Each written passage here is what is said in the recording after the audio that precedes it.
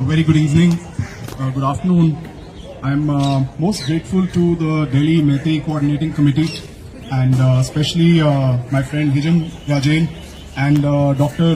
Rajesh for having reached out back in December. I remember in December there was an event that we organized at the Foreign Correspondents Club, and I had made a request and an appeal for both sides to come together and expressed our availability to facilitate a dialogue, facilitate peace in the state. And I'm most grateful that Hijam Rajain and Dr. Rajesh and the Delhi Meitei Coordinating Committee reached out. And we've been in constant conversation ever since. I actually was, when I was listening to all the speakers, I was grateful that you have all been truthful about the entire situation. Because at the heart of all these issues is a lot of lies and misinformation. And when I heard you, Hijam, speak about that our Prime Minister has the time to go to neighboring countries, but he doesn't have time for Manipur, that's when I decided that I will recite a poem which I had written in 2023 itself. And I write some works, and especially the poems, I feel I don't write, they come out of me, I don't know where, but this is one of those works which came out in maybe 15 or 20 minutes. So I'm going to share that poem with you to start my conversation with you. And the poem's title is Amrit Kal. It's in Hindi. I'll also try to speak maximum in Hindi because I also think that this issue needs to go to the heartlands of the country, to every nook and corner of the country. So this is the poem titled Amrit Kal. जल रहा था देश पर साहिब चले गए परदेश, जल रहा था देश पर साहिब चले गए परदेश, बदले ना जाने कितने भेष, चीख पुकार हाहाकार, चीख पुकार हाहाकार, जनाब बोले क्या नया समाचार, कहां करना है अगला प्रचार, एक बार फिर अपनी सरकार। लोगों ने लगाई गुहार, लोगों ने लगाई गुहार, पर जज साहब बोले अरे ऐसी भी क्या जल्दी है, छुट्टियों के बाद आना यार। So if you know the matter was delayed in the supreme court. लोगों ने लगाई गुहार, जज साहब बोले अरे ऐसी भी क्या जल्दी है, छुट्टियों के बाद आना यार। लोग रुलते रहे पायदानों में, लोग रुलते रहे पायदानों में, लेकिन महकमे का ध्यान था शायद खदानों में। यहां अधजन्मे बच्चे जिंदा जलाए जा रहे थे। A 7-year-old boy was burnt alive. यहां अधजन्मे बच्चे जिंदा जलाए जा रहे थे, वहां मोहतरमा हंसी खुशी अपना जन्मदिन मना रही थी। The president was celebrating her birthday almost at the time when this boy was burnt alive. त्राही त्राही बढ़ती गई, त्राही त्राही बढ़ती गई, लेकिन मीडिया हरी झंडी दिखाती रही। You know, launching of trains with the green flags, that was what the media was doing. त्राही त्राही बढ़ती गई, लेकिन मीडिया हरी झंडी दिखाती रही। ए देशवासियों, ए मणिपुर, ए देशवासियों, ए मणिपुर, हमें माफ करना, इस देश से इंसाफ की उम्मीद भी ना करना। यहां लोग बदल गए हैं, यहां लोग बदल गए हैं। इस नए भारत में इंसान खंड खंड हो गए हैं। इस विनाश काल में इनमें वैशी दरिंदे आकर बस गए हैं। This was a poem which I wrote in 2023, I think June or July, and things have only gotten worse from there. A government which was supposed to protect every single person, आप सभी की सुरक्षा का जिम्मेदारी सरकार की थी, लेकिन सरकार, चाहे वो सेंट्रल गवर्नमेंट हो चाहे वो स्टेट गवर्नमेंट हो, उन दोनों ने ही सबके साथ एक धोखा किया। जिस सरकार को ये इंश्योर करना चाहिए था कि अगर कोई भी गलत एलिमेंट मणिपुर में है, अगर कोई भी गलत काम हो रहा है, और फॉर्मर होम सेक्रेटरी मिस्टर जी के पिल्लई का ये बड़ा क्लियरली कहना है कि जब हाईकोर्ट का वो ऑर्डर आया था और सरकार को ये भनक भी थी कि हाँ कुछ गड़बड़ हो सकती है, क्योंकि ये ऑर्डर कुछ मिस इन्फॉर्मेशन के रूप में भी ट्रैवल कर सकता है। तो उसी टाइम आपने क्यों फोर्सेस वहां पे टाइमली डिप्लॉय नहीं करी?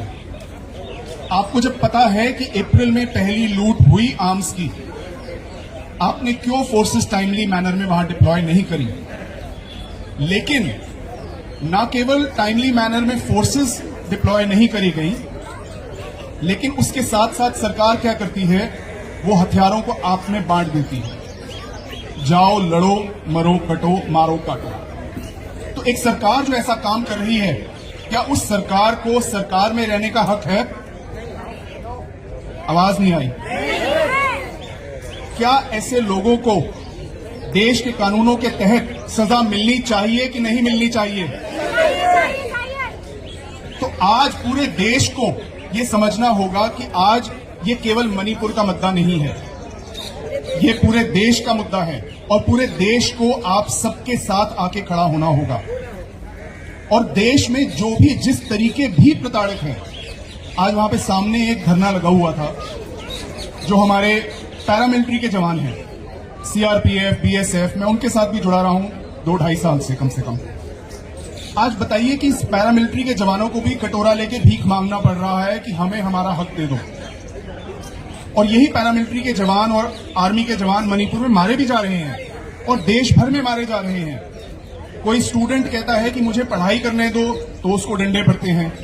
कोई डॉक्टर कहते हैं कि हमारी एक फेलो डॉक्टर के साथ कुछ इतना घिनौना काम हो गया, तो उसको डंडे पड़ते हैं। बच्चे जॉब्स मांगते हैं तो डंडे पड़ते हैं। और यहां पे हम एक कदम आगे और निकल गए। आप देखिए यहां पे कितने पैरामिलिट्री के लोग स्टेशन किए गए हैं। तीनों चारों तरफ पैरामिलिट्री है। ये पैरामिलिट्री आर्मरीज पे क्यों नहीं थी? क्यों आर्मरीज को एक open ground for handover of weapons बनाया गया और इंसानों को दरिंदा बनने में आपने फैसिलिटेट किया?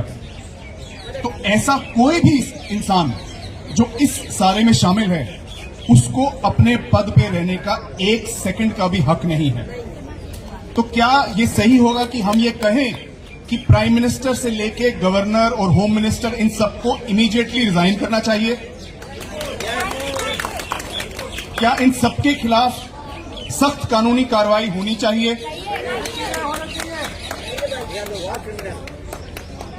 देखिए आपने क्या कहा, एक मिनट आगे आके बोलेंगे please. War criminal, that's the right definition. They are war criminals because they have facilitated and orchestrated a war in Manipur, because of which everyone is suffering. Entire Northeast is suffering, entire country is suffering. So war criminals have only one place in this country, and that is known as Tihar Jail.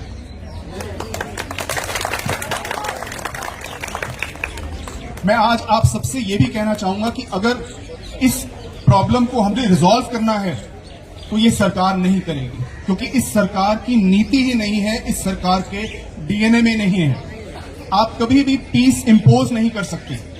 Piece के लिए आपको trust बनाना पड़ता है। Doctor Rajesh ने कहा कि free movement regime बिल्कुल जरूरी है। पूरे देश में there is a right to free movement of every single citizen, constitutional right.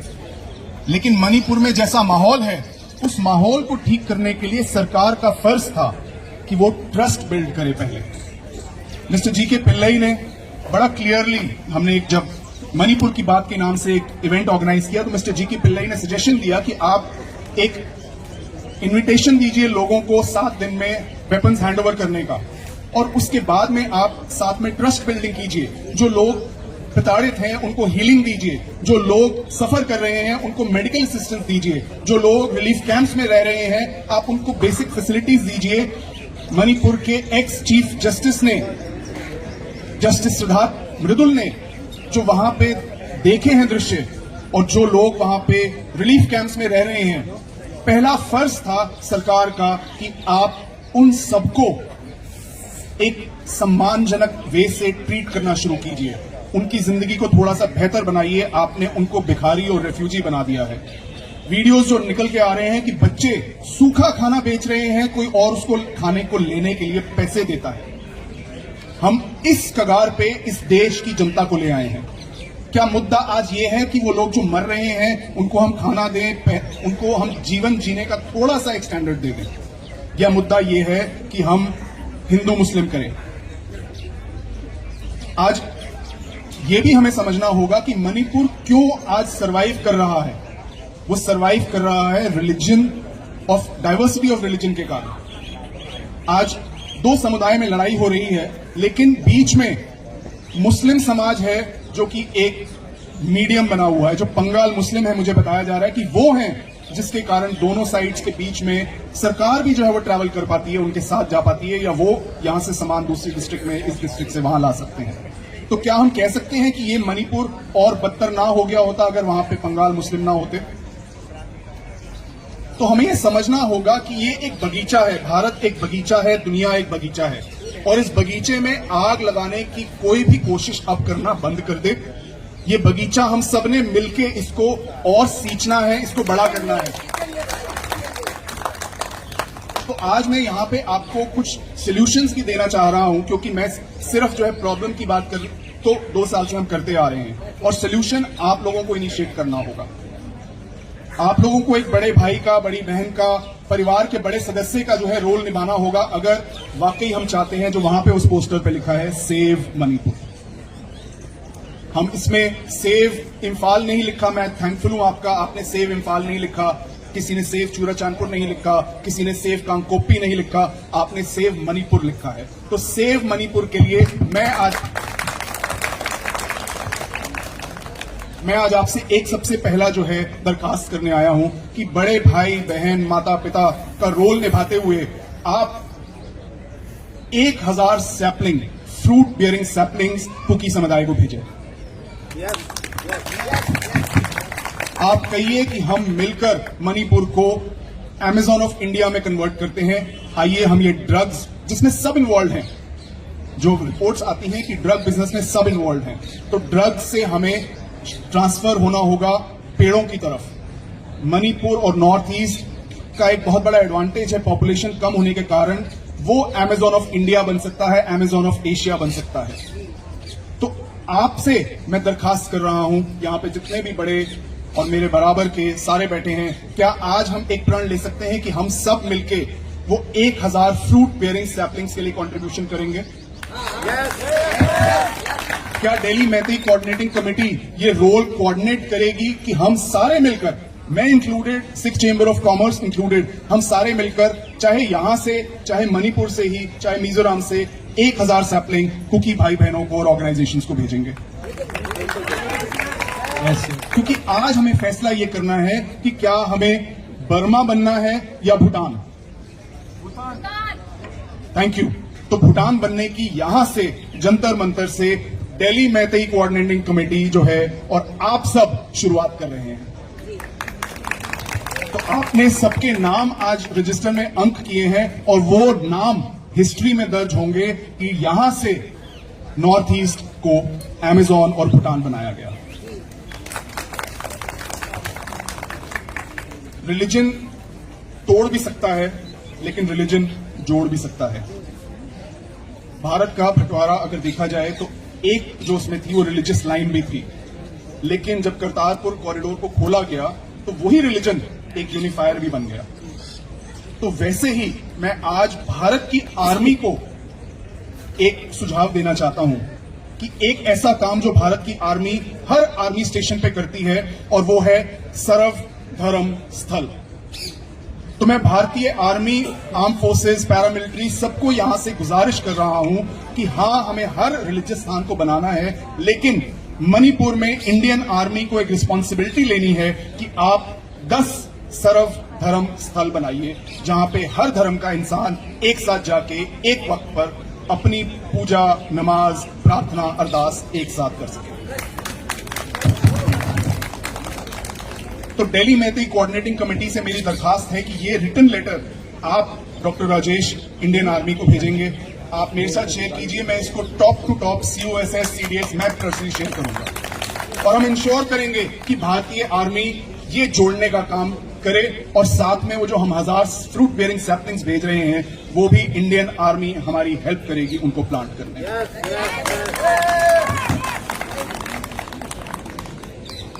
मैं आपको एक बारी दोबारा ये रिमाइंड कराना चाहता हूं कि हम सबने, खासकर मैतेई और कुकी समाज ने कोएग्जिस्ट किया है। न केवल कोएग्जिस्ट किया है, एक दूसरे के साथ खड़े हुए हैं, एक दूसरे की सेफ्टी सिक्योरिटी करी है।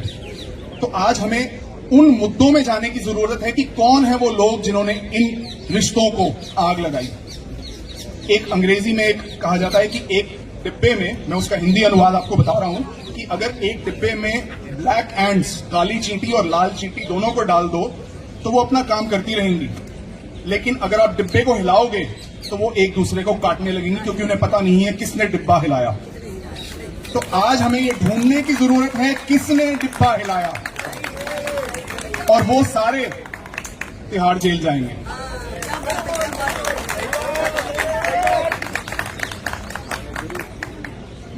आपको एक सोल्यूशन और बता रहा हूं जिससे न केवल मणिपुर लेकिन पूरे देश की समस्याएं जो हैं वो सॉल्व होती हैं, और वो सोल्यूशन हमारे कॉन्स्टिट्यूशन के अंदर है। हमें सबसे पहले तो जो भी हम रिक्वेस्ट रखें किसी को, वो रिक्वेस्ट भी एज पर कॉन्स्टिट्यूशन हो। दूसरा, कॉन्स्टिट्यूशन के 2 शेड्यूल्स हैं, शेड्यूल 11 और शेड्यूल 12, जो कि roles and responsibilities of panchayat and roles and responsibility of municipality को डिफाइन करते हैं। आप सभी को कॉन्स्टिट्यूशन शेड्यूल 11 और शेड्यूल 12 की कमिटीज बनानी है। शेड्यूल 11 में 29 पॉइंट हैं जिसमें म्यूनिसिपैलिटी के सारे रोल, पंचायत के सारे रोल जो हैं दर्ज हैं। तो आप पंचायत लेवल पर पंचायत के पास जाके डिमांड कर सकते हैं कि मेरी रोड को डेवलप कीजिए, मेरे यहाँ पे हेल्थ सेंटर दीजिए, मेरे यहाँ पे एजुकेशन दीजिए, मेरे यहाँ पे बड़े बूढ़े जो किसी भी तरीके से सफर कर रहे हैं उनको आप फैसिलिटीज दीजिए। आपको जानकर हैरानी होगी कि केरला, जो कि एक सबसे एडवांस्ड और डेवलप स्टेट है, उसमें स्टेट गवर्नमेंट का जो बजट है उसका 41%, 41% डायरेक्टली पंचायत को जाता है। तो डेवलपमेंट तो होगा ही होगा, क्योंकि डेवलपमेंट की जरूरत बेस से होती है। आज हम सिर्फ देश के 1% लोगों का डेवलपमेंट कर रहे हैं, जरूरत है बेस का डेवलपमेंट। तो आप सभी को ये डिमांड करना है कि हमारे को पंचायत में ये चीजें चाहिए। आप कमेटीज बनाइए, इस पर डिटेल में चर्चा करेंगे। सिमिलरली म्यूनिसिपैलिटी, आपको स्टेट गवर्नमेंट के पास जाने की जरूरत नहीं है, आपको सेंट्रल गवर्नमेंट के पास जाने की जरूरत नहीं है। आपको अपनी कमेटी बनानी है, पंचायत के पास जाना है गांव गांव में, और आपने म्यूनिसिपैलिटी के ऑफिसर में जाना है हर डिस्ट्रिक्ट में, और उनको कहना है ये मुद्दे हैं, ये पॉइंट्स हैं, ये आपकी रिस्पॉन्सिबिलिटी है, इसको पूरा कीजिए। डेवलपमेंट होगा तो जॉब्स आएंगी तो लोगों के पास रहने का स्टैंडर्ड बढ़ेगा, रोने का स्टैंडर्ड बढ़ेगा, तो लोगों की रंजिशें खत्म होंगी। कहते हैं an empty mind is the home of the devil. तो अगर उस डेविल को हमने हटाना है तो हमें डेवलपमेंट लाना है, सबका standard and quality of life at least एक ऐसे लेवल पे तो ले आए कि वो जीने लायक है। तो ये एक और सोल्यूशन है। और लास्ट में एक सोल्यूशन जो मैं आपको बताना चाह रहा हूं वो ये है कि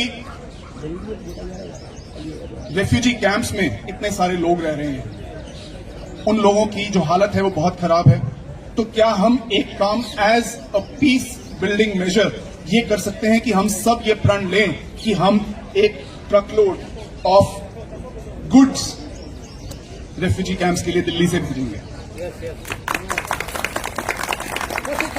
अगेन मैं आप सबकी responsibility along with my own responsibility ये लगा रहा हूं। हमने एक फंड रेजिंग कैंपेन भी इसके लिए शुरू किया है कि हम यहां से दिल्ली से एक ट्रक लोड ऑफ गुड्स भेजें। और अगेन डॉक्टर राजेश, मैं आपकी बहुत सारी आज ड्यूटीज लगा रहा हूं, लेकिन history will be thankful to you and the Delhi coordinating committee. कोपरू की अगर हम बात करें तो मेरी आपसे एक दरखास्त है। हालांकि अभी तक सुप्रीम कोर्ट ने आप सबके साथ धोखा किया है, और सुप्रीम कोर्ट के कोर्ट नंबर 1 जो कि चीफ जस्टिस ऑफ इंडिया है, पिछले 2 साल में उन्होंने इस देश के साथ मणिपुर से रिलेटेड जो धोखा किया है, उससे पूरे कोर्ट पे और पूरे जुडिशियल सिस्टम से मेरा और देश भर का जो है विश्वास खत्म हो चुका है। इसीलिए हमें यहां आना पड़ रहा है। अगर उन्होंने प्रोएक्टिवली काम किया होता तो ये problem second week of May में ही खत्म हो गई होती, if not first week of May. लेकिन इन लोगों को प्रायोरिटीज इनकी इंडस्ट्रियल अल्कोहल है और दूसरे मुद्दे हैं, और facilitation of a mass massacre and civil war है। तो आपको एक सुझाव है कि आप कोबरू पे एक पिटिशन तैयार कीजिए। मेरी हेल्प चाहिए, मैं उसमें हेल्प करता हूं। आप कोबरू पे एक पिटिशन फाइल कीजिए सुप्रीम कोर्ट में, और अगर तब भी सुप्रीम कोर्ट नहीं मानता तो मैं आपके यहां से साथ में लीड करूंगा आपको कोबरू तक। अगर सुप्रीम कोर्ट आपकी जायज रिक्वेस्ट को, पीआईएल को नहीं फुलफिल करता, नहीं ऑर्डर पास करता, तो हम यहां से चलेंगे पूरा कोबरू तक। I will be happy to lead and facilitate, क्योंकि again religion, spirituality can be the unifier which this country needs. तो हमें ये अगेन ये सबको ये बताना है कि ये मणिपुर का मुद्दा नहीं है, ये देश का मुद्दा है। और मैं अपनी बात को खत्म करने के लिए एक और अपनी छोटी सी कविता आपको सुना के अपनी बात को विराम दूंगा। ये कविता भी मणिपुर के कारण ही कहीं पे जो है आई अंदर और लिखी, और इस कविता का नाम है इतिहास। तो क्या मैं आपसे 2 मिनट के लिए आपका फुल अटेंशन मांग सकता हूं? यस बिल्कुल बिल्कुल। तो कविता का नाम है इतिहास। एक बार फिर इतिहास रचेगा, एक बार फिर इतिहास रचेगा, एक बार फिर इंसान इंसान में बटेगा। एक बार फिर खेली जाएगी होली खून की, कतरा यहां कतरा वहां डुलेगा। हर हर जय जय का नारा, और फिर कुछ नहीं बचेगा। एक बार फिर साथ देगी खाकी, एक बार फिर साथ देगी खाकी, कोई सबूत ना रहेगा बाकी। जो मरा कटा जला लुटा वही फंसेगा। रौंद देंगे उसकी होंद को, रौंद देंगे उसकी होंद को, उसी के घर जब बुलडोजर भी चलेगा। मदारी बैठ देख तमाशा हंसेगा, मदारी बैठ देख तमाशा हंसेगा, अपने नोट गिनेगा, अगला खेल रचेगा। एक बार फिर इतिहास रचेगा, एक बार फिर इतिहास रचेगा। हम और तुम, हां हम और तुम अगर तोड़ दें कठपुतली की डोर को, हम और तुम अगर तोड़ दें कठपुतली की डोर को, तो रच सकते हैं एक नया इतिहास। कुछ अलग, कुछ नया, कुछ खास करना पड़ेगा, करना पड़ेगा। रगों में खून, मन में जोश, दिल में जुनून, सब ताजा भरना पड़ेगा। आगे आना पड़ेगा, खड़ना पड़ेगा, डटना पड़ेगा, नाइंसाफी के खिलाफ लड़ना पड़ेगा। खेलेंगे फिर होली अलग अलग रंगों वाली, खेलेंगे फिर होली अलग अलग रंगों वाली। दिवाली, ईद, क्रिसमस सबके संगों वाली। एक बार फिर इतिहास रचेगा, इस बार एक नया इतिहास रचेगा, इस बार एक नया इतिहास रचेगा। आइए मैं आपको इनविटेशन देता हूं कि हम सब मिलकर एक नया इतिहास, एक नया भारत रचें। बहुत बहुत शुक्रिया मुझे यहां बुलाने के लिए, मुझे समय देने के लिए। और आप सभी वो लीडर्स हैं, वो बड़े लोग हैं जो मणिपुर, नॉर्थ ईस्ट और इस देश को बदलेंगे। आपका नाम इतिहास के पन्नों में दर्ज होगा। बहुत बहुत शुक्रिया, धन्यवाद।